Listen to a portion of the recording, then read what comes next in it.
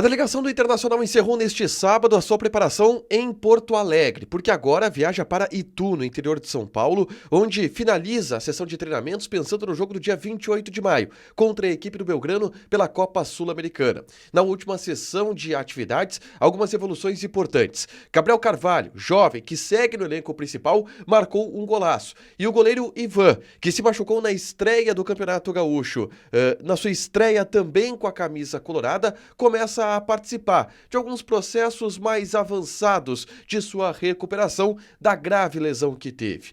Em Itu, o Inter vai se preparar para o próximo jogo e jogar também no estádio Novelli Júnior, mesmo que isso não tenha sido anunciado por parte da Conmebol, que ajusta os últimos detalhes de inspeções para liberar o estádio do Ituano para a partida colorada. A gente fala também a respeito da recuperação do estádio Beira-Rio, porque um determinado valor será pago pela Abril, empresa parceira na administração do estádio. Entretanto, existe uma preocupação com o recebimento desta quantia por parte do Internacional. A gente fala também a respeito do relato feito por jogadores a respeito da intensidade dos treinamentos e também de pedidos feitos sobre o ambiente das partidas que chegam por aí. Esse é o Diário do Inter KTO deste sábado, 18 de maio de 2024.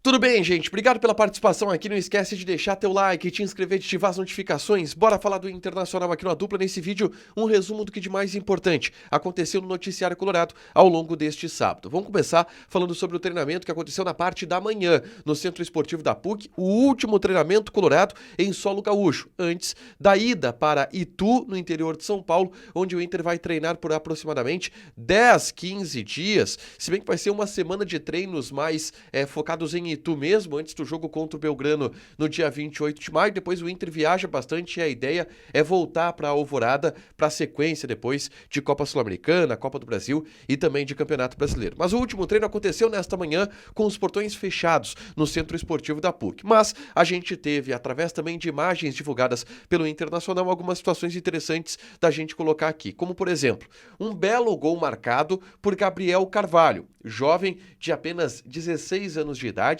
que está recebendo mais uma oportunidade no elenco principal colorado. Ele subiu para o time principal quando o Alan Patrick se lesionou. E agora o Alan Patrick já está de novo treinando normalmente com os demais companheiros. E ainda assim o Gabriel Carvalho não voltou para o time sub-20. Ele continuará sendo relacionado, continuará treinando com o elenco principal para ter uma oportunidade. E a ideia do Eduardo Cudê é, em algum momento, dar esta oportunidade para o jovem jogador que é talvez o atleta mais badalado das categorias de base do Internacional, uma multa altíssima e vem treinando muito bem com o time principal. Marcou esse belo gol na atividade deste sábado, o Inter destacou isso e publicou as imagens desse gol em seu Instagram, tá? Uma outra situação interessante da gente trazer dos treinamentos do Internacional foi observada ainda na atividade com os portões abertos da última sexta-feira, tá? O Ivan, goleiro que foi contratado no início do ano pelo Inter, se lesionou na estreia colorada na temporada, no Campeonato Gaúcho, na estreia dele, Ivan também, com a camisa do Internacional. Ele teve uma ruptura de ligamento cruzado no joelho.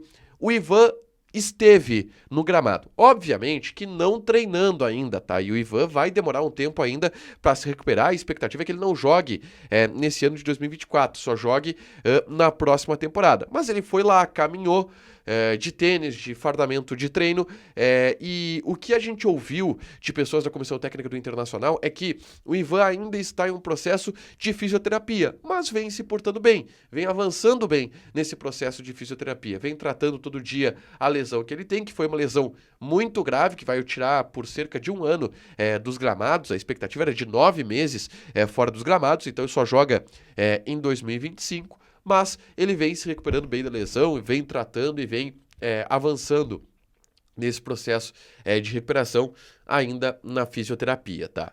Depois desse treino, os jogadores descansam nesse domingo, tá? É folga geral do grupo. E na segunda-feira, o Inter embarca para Itu nessa sequência de treinamentos, uma mini pré-temporada que o Inter vai realizar no interior do estado de São Paulo, tá? E aí, a logística para a viagem a Itu ela alterou.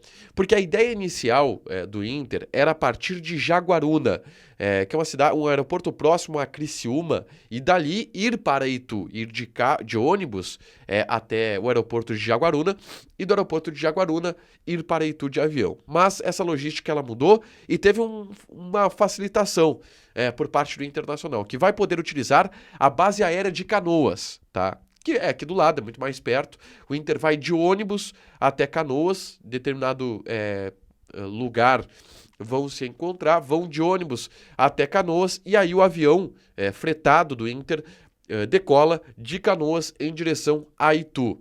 Chega em Itu, o Inter não deve treinar na segunda-feira no interior paulista, começa a treinar apenas na terça, aí sim começa a sua preparação, a parte final dos treinamentos, pensando no jogo do dia 28 de maio contra o Belgrano. Aliás, a respeito disso, eu trouxe um vídeo aqui no canal na tarde deste sábado, com relatos que eu tive de jogadores do Internacional sobre o período de treinamentos, sobre o que eles entendem que seja necessário nessa última semana de atividades, em que nível o Inter deve chegar nessa disputa de Copa Sul-Americana, Campeonato Brasileiro, com essa parada, e também um pouco do ambiente do grupo que tá querendo também que os jogos eles aconteçam mais perto do torcedor. Eu falo tudo nesse vídeo aqui. É só clicar para assistir e saber um pouco mais desse relato feito de dentro do vestiário do Internacional a respeito desse momento que o Inter vive de tentativa de volta ao futebol e o que os jogadores estão enxergando de tudo isso, tá? O Novelli Júnior, que é o estádio lá em Itu, o estádio do Ituano, vai ser o jogo da estreia, ou melhor, da estreia. A gente trata como estreia, né, mas do retorno do Inter ao futebol, essa partida contra o Belgrano pela Copa Sul-Americana, tá? Isso está praticamente fechado. A Conmebol realizou na sexta-feira os testes de iluminação no estádio, isso foi aprovado. Outros testes foram realizados neste sábado e a tendência é que ou no domingo ou na segunda-feira o Inter anuncie o Novelli Júnior como a sua casa, tá? Só uma hecatombe tira o jogo de Itu. É a ficha 1 do Internacional, porque o Inter vai estar em Itu e economiza bastante, do ponto de vista financeiro mesmo, para jogar em Itu, porque se criou também uma certa expectativa da comunidade em Itu, torcedores colorados em todo o estado de São Paulo já estão se preparando para ir para Itu para essa partida, a tendência é que seja mesmo em Itu e isso seja anunciado entre domingo e entre segunda-feira, tá? Não foi nesse sábado, era a expectativa que isso fosse anunciado no sábado, não foi, vai ser no domingo ou então na segunda-feira. Bom, avançando na pauta, eu quero falar um pouquinho sobre a recuperação do estádio Beira-Rio. Eu vou gravar um vídeo, inclusive, no domingo, sobre outras informações que eu tive dessa recuperação que vai acontecer no estádio Beira-Rio, como que tá o gramado, e alguns relatos de pessoas que estiveram lá dentro, tá? Mas a grande preocupação, ela também é financeira, porque serão alguns milhões de reais gastos na recuperação do Beira-Rio referente a gramado, estruturas, mobiliário, elétrica, parte hidráulica, muita coisa precisará ser refeita do zero praticamente no Beira-Rio. E isso vai custar dinheiro. E o Inter não administra o estádio sozinho. A responsabilidade do estádio Beira-Rio ela não é 100% do Inter. E a direção do Inter já disse que existe uma cláusula estipulada de que Abril, que é a gestora em parceria com o Internacional do Estádio Beira-Rio, ela tem a responsabilidade de arcar com algum dos custos, com uma parte dos custos. 34% dos custos também são referentes a Abril e 66% são referentes ao Internacional. Entretanto, no bastidor do Inter, existe uma preocupação quanto a esse valor, tá? Porque a Abril, ela já deve uma boa grana ao Internacional, por vários outros valores e várias outras despesas que foram pagas pelo Internacional e que a Abril não se apresentou nesse rachide, tá? Contas de luz, conta de água, alguns outros investimentos no estádio, a Abril nunca colocou a sua parte. O Inter está conversando com a Abril para poder garantir que a Abril dará sua parte nesse investimento que será grande agora para a manutenção do estádio e para a recuperação do estádio. Tem a parte do seguro também, que Inter e Abril vão buscar junto às apólices, mas a Abril vai ter que pagar esse percentual, 34% de tudo que será investido para a recuperação do estádio Beira-Rio, mas o Inter está um pouco preocupado com isso, tá? Para fechar, gente, Quero convidar vocês a doarem. O QR Code está aqui na tela. Já são quase 550 mil reais arrecadados pelo Live Pix do Debate Raiz. Valor esse que será diretamente destinado às vítimas das enchentes aqui no Rio Grande do Sul, tá?